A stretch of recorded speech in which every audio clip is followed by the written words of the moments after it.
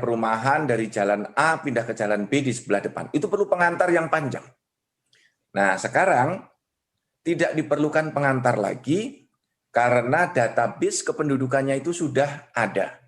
Jadi penduduk kita 268 juta, itu lengkap database-nya. Cukup yang berpindah membawa kartu keluarga ke Dinas Dukcapil. Jadi kalau pindah dalam satu kabupaten, langsung Dinas Dukcapil tidak perlu menerbitkan yang dulu disebut dengan SKP, Surat Keterangan Pindah. Jadi di kita bagi dua, pindah itu. Bagian besarnya, pindah dalam satu kabupaten kota dan pindah keluar kabupaten kota. Nah, kalau pindah dalam satu kabupaten, maka Kepala Dinas Dukcapil langsung menerbitkan KK baru, KTPL baru, bagi yang berpindah. KK-nya bagi yang lama, yang masih bertempat tinggal di rumah itu, diterbitkan KK yang baru. Jadi kalau ada yang berpindah dan masih ada yang ditinggal, langsung diterbitkan 2 kartu keluarga. Inilah layanan kependudukan kita sudah bisa secara otomatis seperti itu. Nah, ini yang perlu juga saya mengingatkan rekan-rekan saya kepala dinas kependudukan, terutama kepala dinas yang baru-baru. Karena kepala dinas yang baru, jangan-jangan masih berpikir satu-satu. Orang minta KK, minta surat pindah, diterbitkan surat pindah. Yang masih tinggal di tempat, tidak diterbitkan kartu keluarga. Tidak begitu.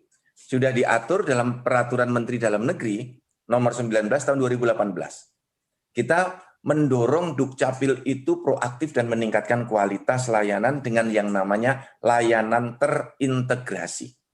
Nah, ini perlu kepada masyarakat, mintalah layanan terintegrasi itu. Contohnya begini, kalau datang ke Dinas Dukcapil di Kota Semarang, mau pindah dalam kecamatan yang sama di Kota Semarang, itu ngurus surat pindah, langsung bisa KTP dan kartu keluarga, untuk anak-anak diterbitkan kartu identitas anak. Satu paket.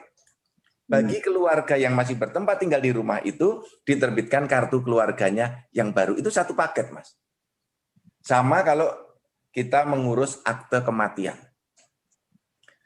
Misalnya bapak dan ibu, ibunya meninggal, bapaknya masih hidup, maka KTP-nya di ibu diterbitkan akte kematian.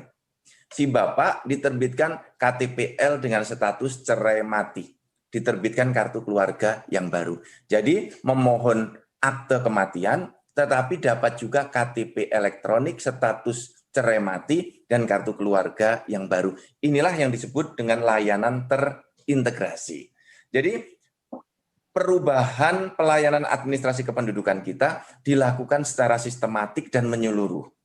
Semangatnya adalah agar layanan kependudukan menjadi mudah, tidak berbelit-belit, tidak banyak prosedur, dan yang pasti kita menghindarkan pungli dan calo. Karena semakin berbelit-belit orang malas mengurus, pasti minta tolong calo. Agar cepat, pasti nanti bayar.